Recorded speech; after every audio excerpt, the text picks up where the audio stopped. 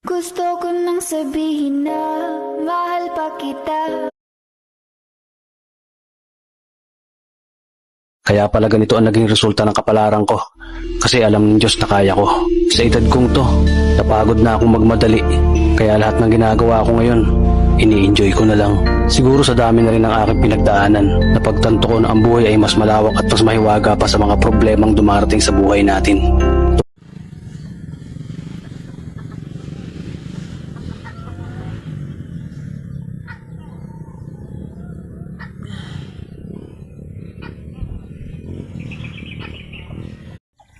Ano pa rin sabok sagbot tumbling ko ron kalibre ang mga ginanda hapon nag-iina.